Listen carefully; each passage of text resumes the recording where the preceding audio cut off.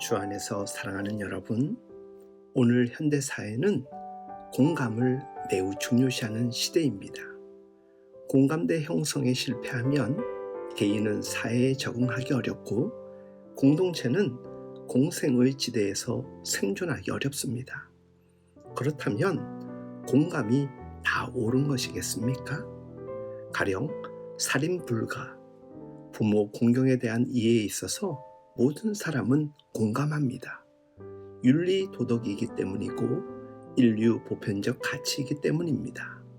그런데 성경 메시지를 공감에만 맞춘다면 윤리와 성경의 공통 부분만 받아들이게 될 뿐입니다.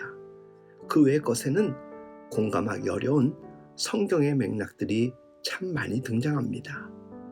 윤리와 도덕적 수준은 우리에게 공감은 큰데 그건 기독교의 진리와는 별개의 문제입니다. 그저 예수로 포장된 윤리일 뿐입니다.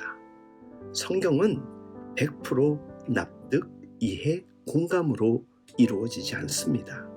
성경은 어쩜 더 적극적으로 신앙을 우리에게 요구합니다.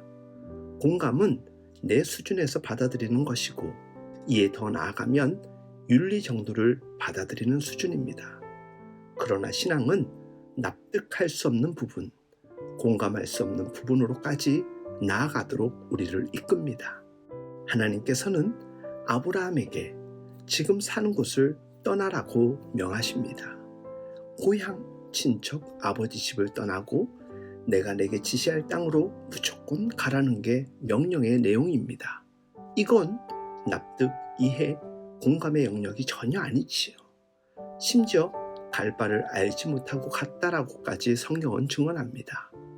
근데 이것을 다른 이도 아닌 인자하시고 인격적이신 하나님께서 요구하셨다는 것입니다.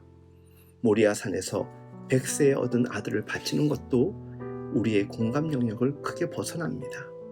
납득, 이해, 공감만 붙들었다면 절대 도달하지 못하는 영역으로 하나님께서는 우리를 인도하실 때가 참 많습니다.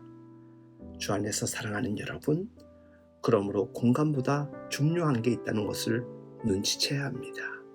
이것이 지혜이고 참 깨달음이겠지요. 그것은 말씀에 대한 신뢰입니다. 납득, 이해, 공감 안 되어도 말씀이 신뢰되면 공감보다 더 높은 지점으로 점핑하는 게 믿음입니다. 신앙은 말씀 신뢰하고 믿음의 도약판을 힘껏 밟아 점핑하게 합니다. 오래 믿어도 열매가 없고 성령의 역사가 없다면 왜 그렇다라고 여러분들은 생각하십니까? 신앙 생활이 없기 때문입니다. 그냥 죽어라 납득, 이해, 공감에 매달리는 수준에서 교회 생활을 해왔기 때문입니다. 실제로 그건 믿는 게 아니지요. 무능, 약함은 인간의 본 모습입니다. 근데 하나님은 엄청난 사명을 맡기시며 늘 승리를 약속하십니다. 그런데 가끔은 납득되지 않는 가당치 않은 것 같은 일들이 성경에는 곳곳에서 우리를 놀라게 합니다. 그걸 신뢰하고 도약하는 것, 그것이 또한 믿음이라고 가르치고 있습니다. 결국 납득, 이해, 공감을 뛰어넘어야 신앙의 도약이 있다는 것을 우린 비로소 깨닫게 됩니다. 이쯤 되면 이해될 만도 한데 더러는 쉽지 않은 신앙 이해로 말미암아 그저 무기력함을 호소할 그런 사람들도 많이 있는 것을 압니다. 성경을 찾아보겠습니다. 베드로는 밤새 고기 한 마리 못 잡았습니다. 무능, 실패, 탈진한 모습으로 돌아오는 삶의 현장에서 그는 믿음을 요청받게 됩니다. 믿고 깊은 곳에 그물을 던지라는 것이지요. 납득, 이해, 공감되지 않았지만 그래도 말씀에 의지하여 그물을 내렸다라고 성경은 전합니다. 놀랍게도 거기에 기적과 같은 결과가 나타납니다.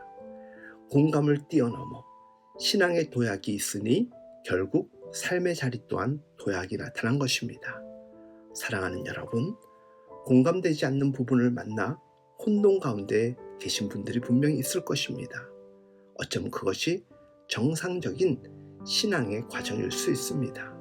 우리는 여전히 공감과 신뢰 사이의 어느 한 지점에 있을 뿐 차근차근 더딜지라도 신뢰하는 마음으로 하나님의 부르심 앞으로 나아가면 되는 것입니다. 거기에 성장과 성숙의 열매인 영적 발돋움이 우리를 기다리고 있는 것입니다. 우리의 믿음이, 우리의 신앙이 그저 윤리도덕 수준이 아니라 참신앙의 자리로까지 늘 나아갈 수 있길 예수님의 이름으로 축복하며 응원합니다.